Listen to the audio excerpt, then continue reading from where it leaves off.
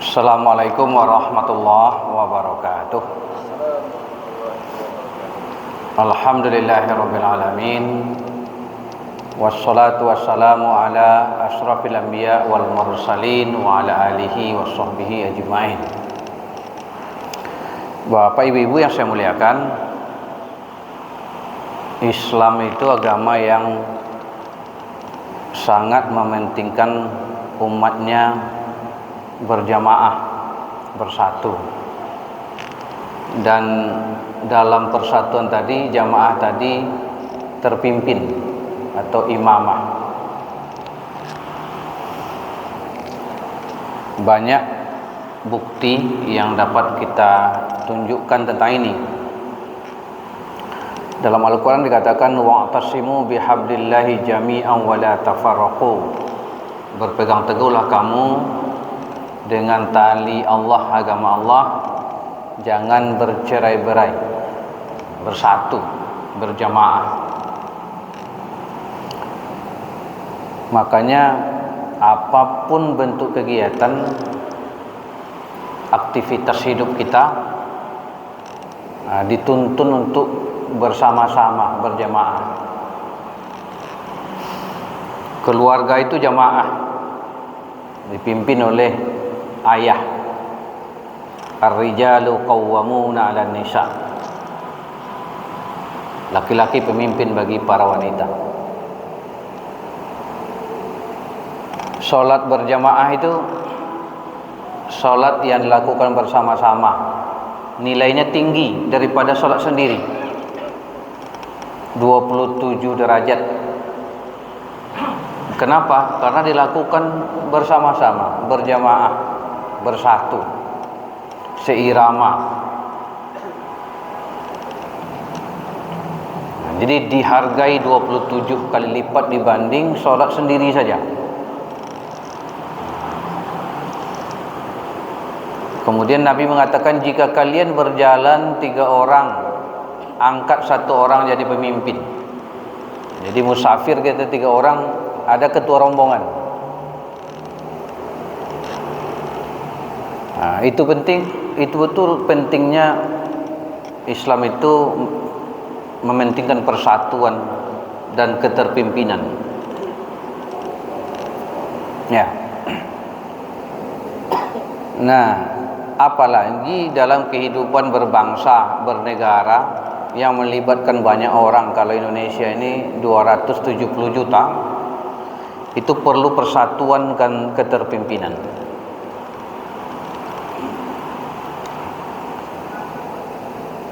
Jadi di samping ada persatuan berjamaah, Islam mengajarkan kita harus ada pemimpinnya dan taat kepada pemimpin itu.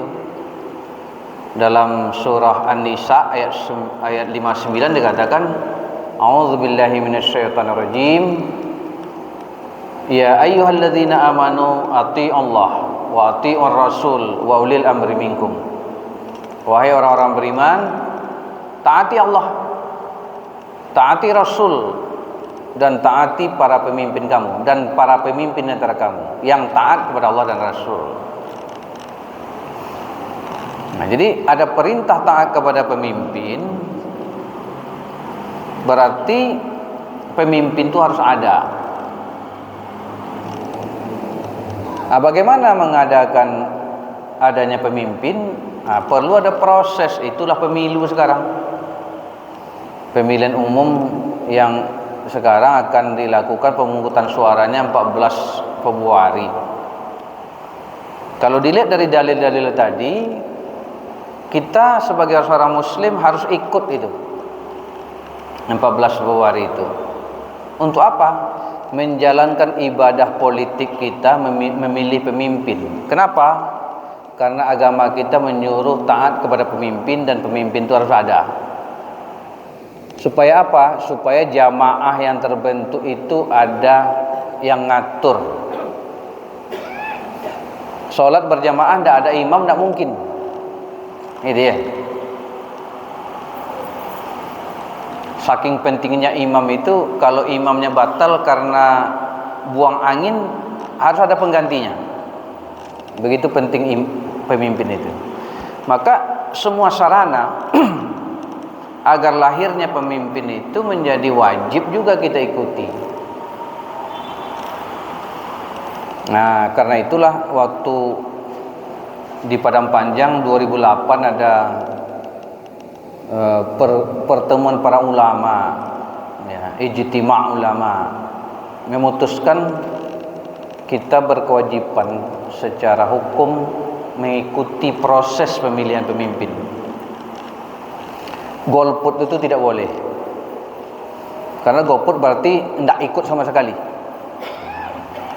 Coba bayangkan kalau semua orang golput, tidak ikut memilih, tidak terpilih pemimpin. Lalu siapa yang memimpin? Yang ada itu melanjutkan. Begitu secara hukumnya.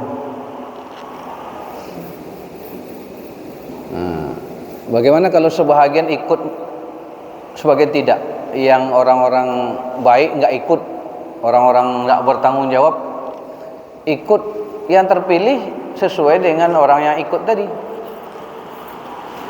Nah, makanya kita umat Islam, apalagi yang komitmen dengan nilai-nilai kebenaran, mesti ikut. Hukumnya apa? Kata ulama tadi, wajib hukumnya ikut. Kecuali ada halangan, sakit, macam-macam lah, halangan transportasi dan sebagainya, itu oke.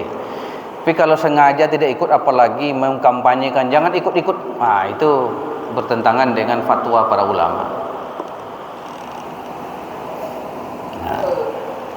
Jadi itu pandangan Islam tentang pemilihan umum itu.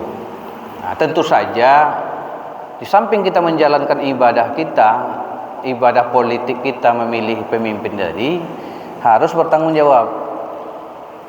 Kalau salah-salah pilih, idza wusidal amru ila ghairi ahli fantazir sa'ah. Jika suatu urusan diberikan kepada yang bukan ahlinya, tunggu kehancurannya. Maka pertanggungjawaban kita dalam melaksanakan ibadah politik itu penting juga. Makanya dalam Islam itu kan sudah ada itu. Pemimpin itu siapa? Pertama, muslim. Enggak boleh memilih non muslim menjadi pemimpin orang Islam. Berakhlak mulia, imannya kuat, memiliki kemampuan, badannya kuat, ilmunya luas, macam-macam itu dalam ayat, dalam hadis. Intinya pilih yang terbaik di antara yang ada itu. Siapa itu orangnya, itu masalah politik praktis, itu bukan wewenangnya ustadz lagi, itu para politikus lagi. Kita menyampaikan nilai-nilainya. Jangan sembarangan, jangan memilih karena uang, jangan memilih karena desakan, karena tekanan, karena kerabat, macam-macam. Tapi pilih karena dia lebih banyak memenuhi kriteria menurut agama sebagai seorang pemimpin. Kalau itu yang kita lakukan, kita bisa mempertanggungjawabkannya dunia akhirat. Kalau tidak, kita tidak bisa pertanggungjawabkan itu dunia dan akhirat. Banyak maaf, terima kasih. Wabillahi taufiq wal hidayah. Wassalamualaikum warahmatullahi wabarakatuh.